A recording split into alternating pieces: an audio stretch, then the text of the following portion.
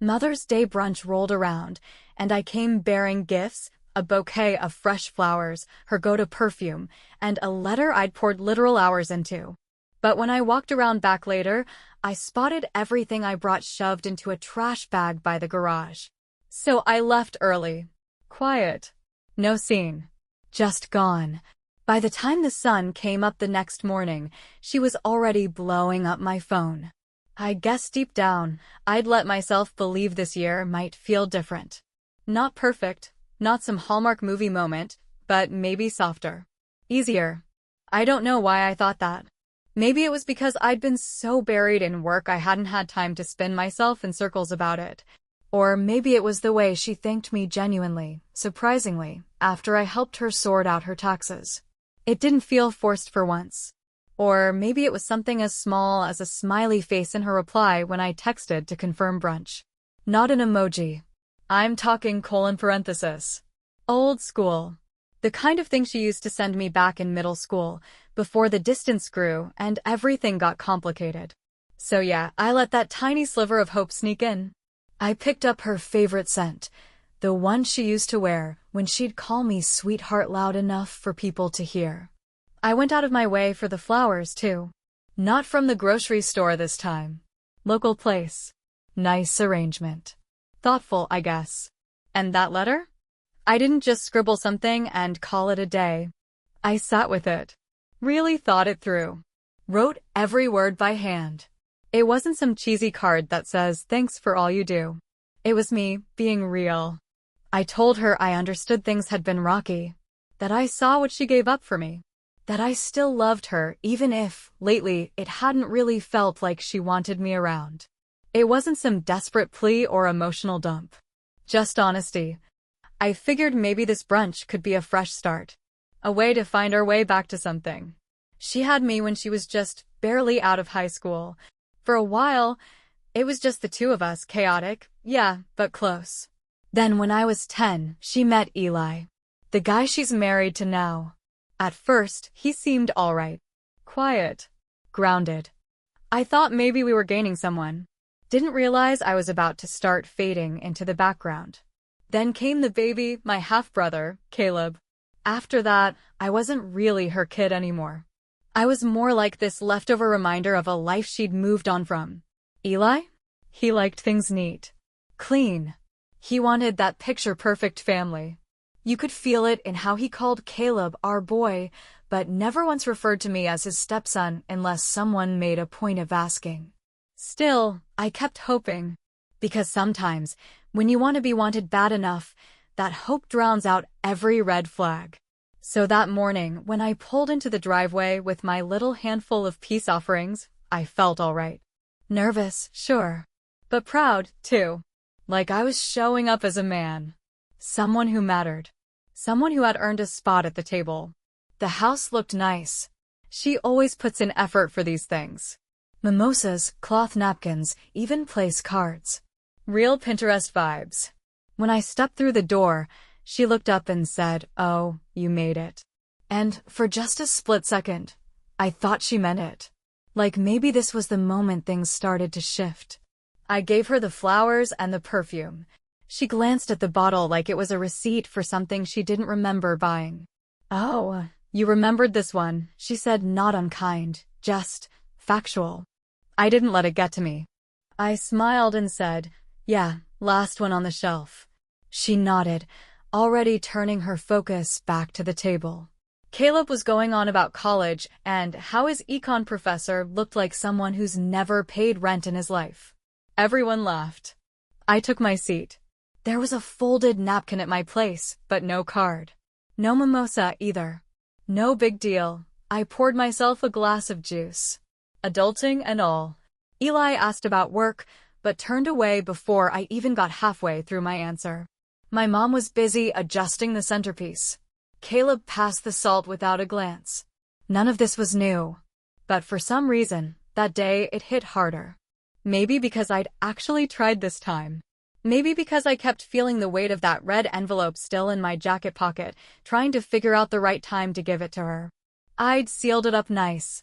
Used the good pen. "Anyone want more coffee?" I offered. She didn't respond.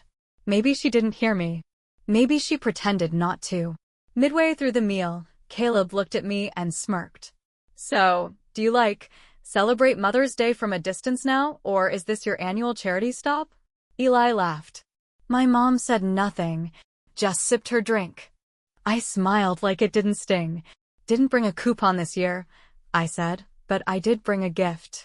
Caleb grinned. Cool. You Venmo it to her like last time. Nope, I said, still keeping that smile on. This year, it's in writing. I stood up, pulled the letter from my pocket and placed it next to her plate. That red envelope looked like a drop of blood on the white tablecloth. She blinked at it like I'd handed her a summons. Caleb snorted. What is that, a love letter or something? Jesus. Nope, I said. Just a thank you. For a second, the table went dead quiet. Then someone asked for the butter. After we finished eating, I helped carry dishes into the kitchen. I was halfway there with a stack of plates when I noticed the trash bags had already been taken out. Kinda fast, considering we'd just wrapped up. But hey, she likes things tidy. I stepped outside to toss the used napkins. The garage door was cracked open, and the sunlight was hitting just enough of the back wall to light up the bins. And that's when I saw it. The perfume, still in its box, leaned against a black trash bag. The flowers, crumpled like they'd been shoved in without care. And the envelope. My envelope. Still sealed. The red bright against all that dark plastic. Everything I'd brought dumped. I just stood there, staring. It didn't hit like anger at first. It was more like heat, crawling up the back of my neck, sitting behind my eyes. Not enough to cry. Just enough to blur the edges of everything. I looked around, no one watching.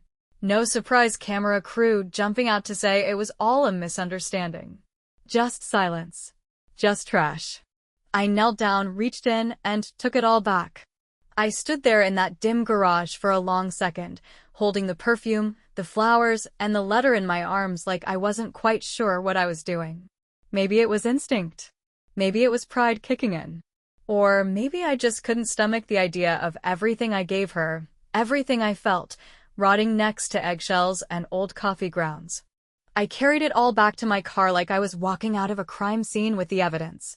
Sat in the driver's seat, engine off, the red envelope lying on the passenger side like it was staring me down. I felt stupid. Like, truly dumb for even writing that letter. Thank you for the years you gave me. I know it wasn't easy, but you did your best. I'm proud of the woman you became. I couldn't believe I'd put all that on paper. I just sat there, eyes locked on the envelope, then finally drove myself home. Didn't say a word to anyone. No goodbye, no text, no dramatic exit. Just quiet. Just gone. That night, I lined everything up on my kitchen counter. The letter, the flowers that were already starting to droop, and the boxed perfume. I stood there, looking at the whole sad display like it might somehow give me an answer. Why I kept trying. Why I still cared. Why I didn't see it coming. I barely slept that night. But I did make a decision. And before the sun even fully came up, her calls started coming in, one after the other. There was a time when I believed change was slow. Like erosion, you don't notice it at first, but one day the whole shoreline's gone. Looking back now, I think the shift happened faster than I let myself believe. I was 10 when she met Eli.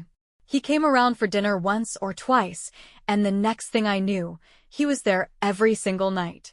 One morning I woke up, and there was his car in the driveway, his shoes in the hallway, and my mom, she was wearing more makeup than usual. She smiled at him in this way I hadn't seen in years. Soft. Easy. I remember standing there thinking, oh, the baby came not long after. I was still 10. I figured out the timeline later, but back then, I don't think she expected me to do the math. It was like she built a brand new family overnight. New rhythms, new rules. The home office turned into a nursery. A second fridge showed up in the garage, full of formula and those little glass jars of organic baby food. There was even a chore chart taped to the fridge, but somehow, my name wasn't on it anymore. They were busy, of course. I told myself that. Newborns are tough. I gave them grace. So when they forgot to ask how my spelling test went, or skipped my school concert, or left me standing in the rain outside karate, I brushed it off. They were tired. This was just a phase. Only the phase never ended. The baby grew, and they adored him. He took his first steps, and they clapped. He said "Dada," and they cried. Meanwhile, I brought home a school award, and all I got was, "That's great. Can you watch your brother while I take a nap?" It's not like she stopped loving me overnight. It's more like she started loving someone else louder. And little by little, that quiet started to feel like suffocating. By the time I moved out for college, the house felt more like a museum I didn't belong in. Every wall had pictures of the three of them, smiling in parks, wearing matching pajamas at Christmas, my brother on Santa's lap. I wasn't in any of them.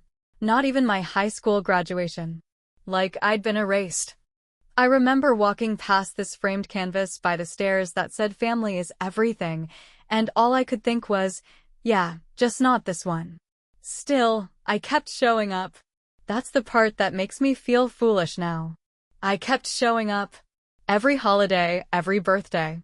I kept buying gifts. I even helped out with the bills when I knew they were tight. Even after I found out they went on a vacation and didn't bother telling me. Hell, I helped Eli land a job, pulled some strings with a client I knew, gave him a glowing referral even though he wasn't really qualified. He nailed the interview. Guy's got charm, I'll give him that. Charisma makes up for a lot when no one's looking too close. They never gave me credit. Never told anyone I helped. But I told myself that was okay. I wasn't doing it for praise. I just wanted to stay connected. I wanted to feel like I was still part of them. Even after I got my own place, a solid job, my own life, I still visited. I still called. I'd shoot my mom a text on a random Wednesday just to say, "Hope your day's going okay." Sometimes she replied. Other times, I'd sit there staring at read 11:42 a.m. for days. But when she did answer, God, it felt like air. Once, after I helped her untangle some insurance mess, she texted back, "You always come through." Thank you. I must have reread that one text for a month. I'm not proud of that. But if you've ever felt invisible to someone who once made you their whole world, you'll get it. And that's why this year, this brunch, stung so bad. Because I let myself believe things were maybe, finally, turning around. She sent that old-school smiley face in her brunch confirmation. She actually thanked me after I helped with her taxes. She didn't ask for money that month. It felt like maybe the ground was leveling out. Maybe she was softening again. And for one quick moment, when I stood on her porch holding flowers, that handwritten letter, and the perfume she used to wear back when I was still her baby boy, I felt like her son again. Then she laughed at my brother's joke, the one about me being only half family. Said nothing when Eli cut me off mid-sentence to talk about stock options. Barely glanced at the envelope when I placed it next to her plate. The one I stayed up late writing. The one where I told her I loved her, even when it was hard. Even when it felt like I was the only one still trying. And then she threw it away. I can't stop seeing it. That bag by the garage. The envelope, bent, unopened. The perfume box, never touched. The flowers, smashed under other trash. I reached in and pulled them all back out. Not because I planned to give them again. Not to prove some kind of point. I just couldn't leave them there. Because those weren't just gifts. They were parts of me. My effort. My heart. And if she didn't want them, didn't want me, then I was done giving. Later that night, she sent a text. "You left in a weird mood. I hope it wasn't something we did." And honestly, I almost laughed. But nothing about it was funny. Not the years I spent making myself smaller to fit inside the life she preferred. Not the 100,000 little kindnesses I gave away like candy, hoping it'd buy me a seat at the table again.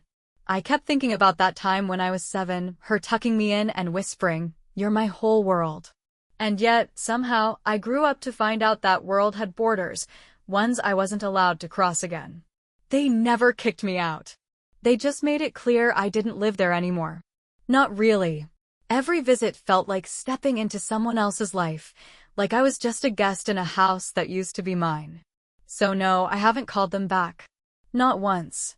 Because for the first time in a long time, I'm not chasing an invitation. I'm trying to remember what it feels like to belong to myself. I didn't sleep that night. Not because I was angry. Not even from heartbreak. It was something worse, that kind of still, quiet clarity that only shows up when you're finally done hoping. Like standing inside a house you once thought you'd grow old in, only to realize the walls are all hollow. I walked into my kitchen and lined up the 3 things on the counter: the flowers, the perfume, the unopened letter. They looked smaller now. Sadder. Like little relics from a version of me I didn't quite recognize anymore. The envelope was still sealed, a crease running through the middle from where it had been crumpled up with the trash. I didn't open it. I didn't need to. I already knew every word inside. I opened my laptop. First, the utilities: gas, water, electric. Quiet little bills I'd been covering for months without ever mentioning it. I paid off what was left, then shut down all the auto payments. Then I pulled up the tuition account. I'd told them I'd help with Caleb's next semester. The transfer was sitting there, pending. I canceled it. The confirmation email hit my inbox like a door closing. Then, one more thing. I opened a blank email, typed in my mom's address, and filled out the subject line: Mother's Day. The body was short. Just a heads up, I tucked an envelope of cash inside the letter I gave you. It was supposed to go toward Caleb's tuition. Figured you'd know what to do with it. Hope it didn't get lost. I hit send. Then I shut the laptop, made myself a cup of tea I had no intention of drinking, and just sat in the quiet. Letting her sit with that felt better than yelling ever would've. And sure enough, it didn't take long. The text started rolling in. Wait, what do you mean cash? I didn't see anything in the envelope. Are you serious? Oh my God, how much? I'm going to go look right now. Then came the calls. One after another. My phone lit up and went dark. Lit up again. Voicemails stacking up like mini panic attacks. I didn't answer. I let her spiral. Let her replay everything in her head. Let her imagine what she might have thrown away. Not just money, but something bigger. Something irreplaceable. It wasn't true, of course. There wasn't any cash in that envelope. But she didn't know that. And now, every single time she thought about that bag in the garage, she'd feel it, that sharp little sting of doubt. That what if? What if she tossed away the one thing that could have held us together? And really, she had. Later, Eli texted me. You're being childish. This is serious. Can you just tell us if you're lying? I almost replied, ask the garbage truck. But instead, I put my phone on silent and kept moving. There was one more thing I needed to do. I pulled up my contacts, found the names of 3 people I'd personally introduced Eli to, folks he now worked with. A couple clients. A vendor. One guy I'd known since college who helped Eli land a side gig. I sent each of them a short, polite message. Hey, just a quick heads up, moving forward, please don't associate my name with Eli Morgan. Nothing dramatic, just a personal boundary. Appreciate it. Hope that makes sense. No gossip. No backstory. Just clean and clear. Enough to make them pause. Enough to make them wonder. I knew how that world worked. Eli's whole thing was built on being the nice guy, the networker, the you can trust me handshake. So, if I stepped back, even quietly, others would follow. By the end of the week, he'd already lost a solid referral. One client froze their contract. Another asked to work with someone else entirely. All I did was step out of the way, and the machine started unwinding on its own. That night, my phone buzzed again. Did you find it? Please respond. I need to know. I think I saw the bag, but everything's gone. Please, just tell me if this is real. I stared at her name on the screen. For a second, I imagined picking up, saying something cold, sharp, final, but that would have given her closure. So I did nothing. Because this wasn't about revenge. This was about weight. The weight I've been dragging around since I was 10 years old. The moment I stopped being her whole world and started being a piece of a past she didn't want to carry anymore. This was about letting her feel the silence I've lived in. The kind that wraps around you slowly until you stop noticing how alone you've become. This was about finally showing them. You don't get to keep erasing someone and expect them to stay loyal. Yeah, I lied. There was never any cash. But the pain? The hurt? The slow bleed of being left behind over and over? That was real. And for the first time, they couldn't look away from it. That night, she left me a voicemail. Her voice was shaking. Not quite crying yet, but you could hear the panic creeping in. Please call me. Please. I didn't know. I didn't see it. I would have never if I knew what was in there. Just call me, okay? I'm sorry if I... Then her voice cracked. But she never said I love you. Never said I'm sorry like she meant it. Just panic. Like someone who'd lost something important but couldn't remember where they last put it. I didn't call back. The next morning, my aunt texted me. Apparently, my mom had called her in tears. Said I was being cruel, withholding, difficult. My aunt's message was just one line. If I were you, I wouldn't answer either. That one? That one made me smile. Because for once, someone actually saw it. Not just the surface stuff, but the weight of it. The effort I poured in, the miles I walked on bare feet, the silence I swallowed. They saw how much I gave. And how little I ever got back. How I wore the role of being fine like a second skin until it started to suffocate me. That weekend, I packed up the gifts, the flowers, the perfume, the still-sealed letter, and tucked them deep into my closet. Not because I couldn't bear to part with them, but because I wasn't quite ready to throw them out either. They didn't remind me of her anymore. They reminded me of me, the version of myself that kept showing up, kept believing, kept trying. And I wasn't trying anymore. I was done. By Monday, the tone shifted. My mom stopped pretending to care if I was okay and started sending texts that sounded more like orders. I'm sorry you're upset turned into you need to stop this. Then Eli emailed me. Formal, polished, like we were working out a business deal instead of unpacking a decade of bruises. He said my decision to disengage was starting to hurt his work. That he hoped I'd reconsider for the family stability. Which was just corporate speak for, your silence is costing me money. I didn't respond. Then Caleb chimed in.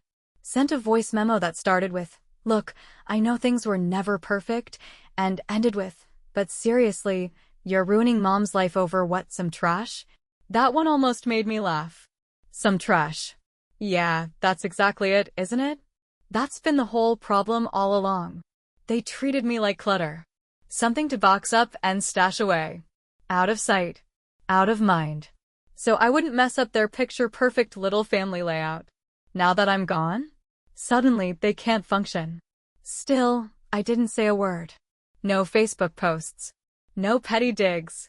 No epic final text listing everything they ever did wrong. I just stopped playing the part. And it drove them out of their minds. By Friday, my mom showed up at my office. No text, no warning, just walked through the doors like she still had the right. The receptionist buzzed me like there was a fire. I came down and there she was standing in the lobby, dressed like she meant business. Cream blazer, heels clicking like punctuation. She didn't smile. Can we talk? She asked, already heading for the front doors.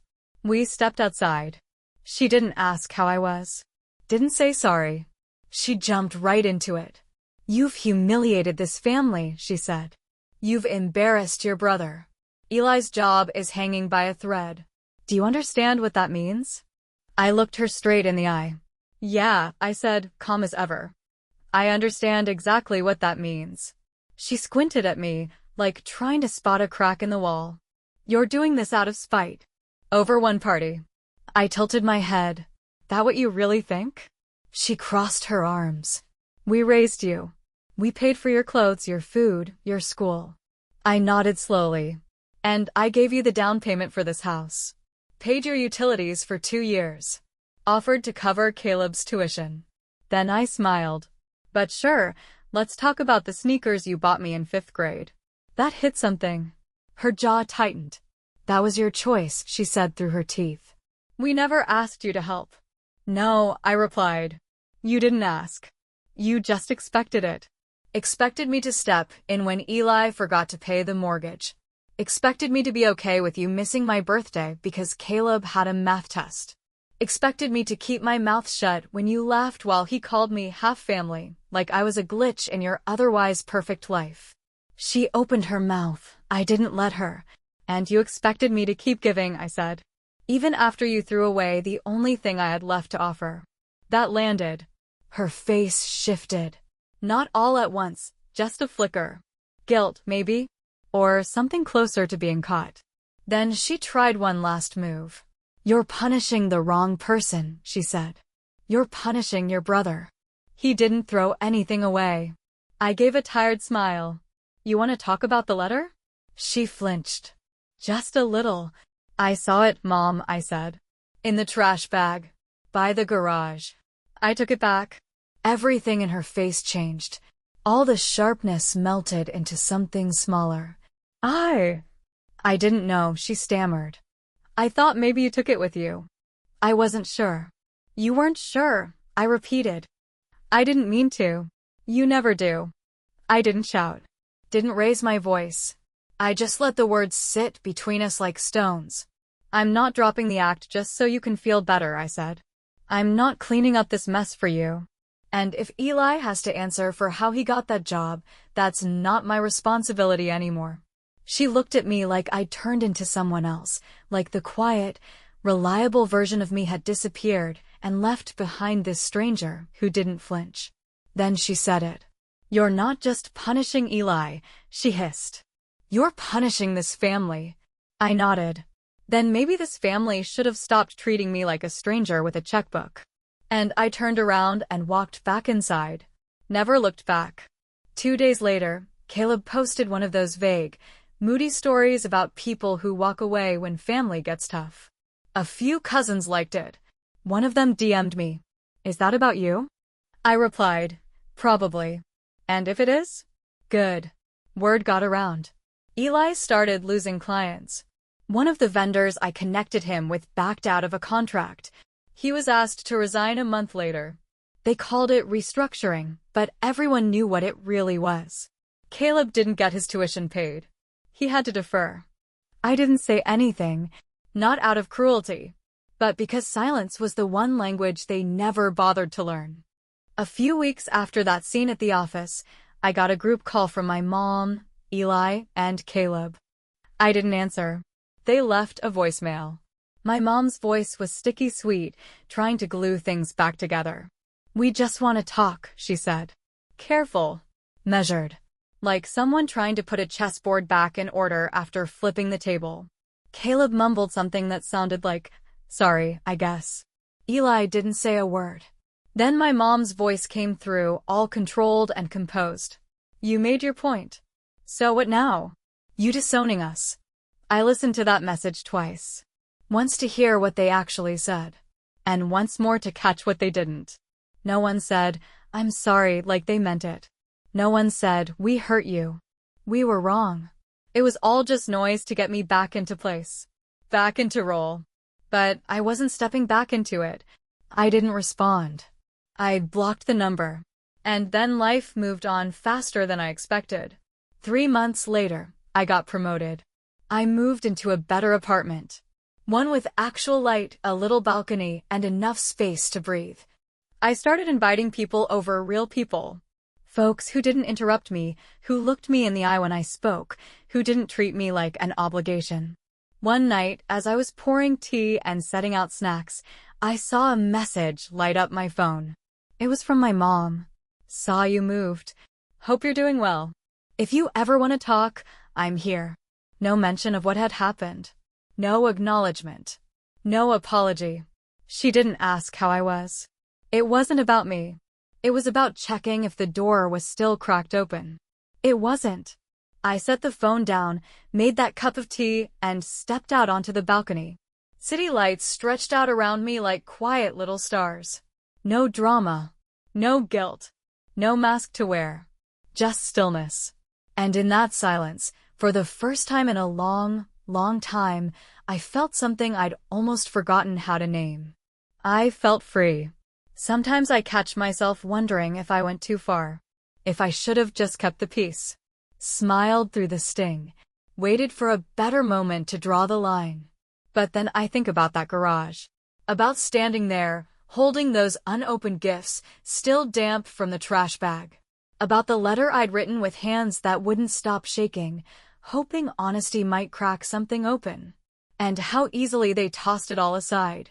And I realize I didn't burn a bridge. I just stopped carrying the weight of one they had torn down a long time ago. I'm not proud of the lie about the cash. But I'm not sorry either. Because for once, they had to live with the not knowing. They had to sit in the discomfort. They had to face the possibility that what they threw away might have mattered more than they ever bothered to consider. So now I ask you honestly, do you think I went too far? Was it time someone finally said, enough? Would you have done the same? Or just slipped out quieter? Tell me what you think in the comments. I'm genuinely curious how this hits people.